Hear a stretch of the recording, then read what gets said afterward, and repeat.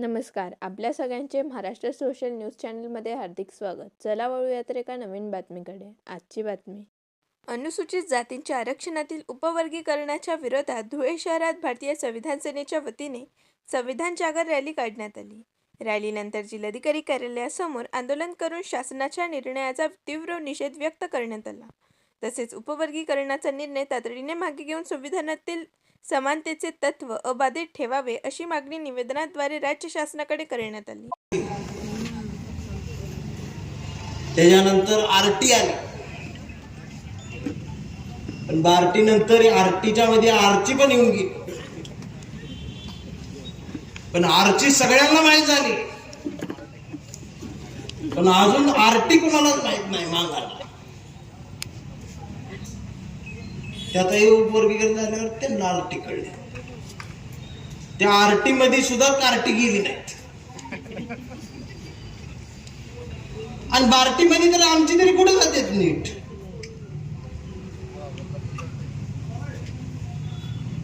अरे आमच्या जातीचं नाव टाकून डुप्लिकेट दाखले घेऊन आमच्यात निवडून यायला लागली लोक,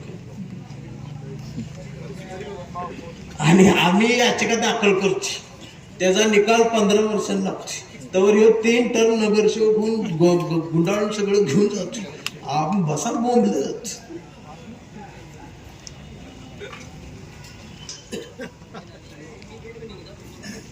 आणि मी हे असलं बोलल्यावर मग नंतर मला चिठ्ठी येते, चंदन शिवे एवढं मी खरं बोलू नका. मग माझ्या लक्षात येते यांचं दुकान बंद होईल. आणि पण समाजेश खोटं का बोलावं.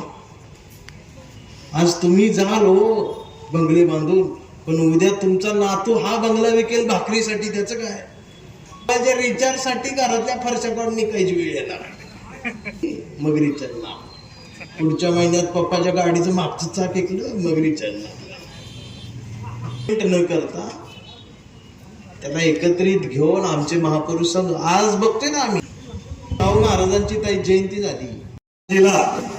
जेव्हा प्रकार घडला, ते जे कांबळे होते ते पण मातंग होते. त्यांच्या सोबत जो खांद्याला खांदा लावून लढला तो आंबेडकरी वादी होता. तर हे तुम्ही विसरलात का मातंगांनो? तर येणाऱ्या काळामध्ये जर आपल्याला खऱ्या अर्थाने खैरलांची पुन्हा होऊ द्यायची नसेल तर दलित, आदिवासी, मातंग पासून सर्व जातींना एकत्र येऊन ही लढाई लढली पाहिजे आणि उपवर्गीकरणाला विरोध केला पाहिजे.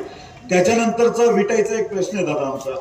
विटाईचा आमचे ग्रामस्थ नेहमी येतात, आजही पावसामध्ये येऊन बसलेले आहेत.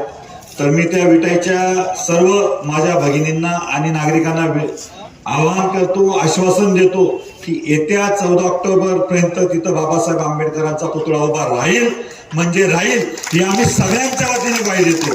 भारतीय संविधान सेना साठी जे काही रस्त्यावर उतरलेले जे काही सगळे आमचे पदाधिकारी आहेत, मी कुणाचे नाव घेत टाइमपास करणार नाही. फक्त ही जी संविधान भूमी आजपासून आम्ही हिला घोषित करत आहोत, ज्या ठिकाणी भर पावसामध्ये सर्व समाज एकत्र आला की संविधान भूमीचं नाव लक्षात राहावं, ही संविधान भूमी इथं जिवंत राहावी म्हणून इथं आम्ही पिंपळ वृक्ष जो कार्यक्रम झाल्यानंतर दादांच्या हस्ते इथं रोवणार आहोत. आणि हिला कायमस्वरूपी शासनालाही सांगणार आहेत की ही जेल रोड नसून संविधान भूमी आणि आंदोलन भूमी राहणार आहे.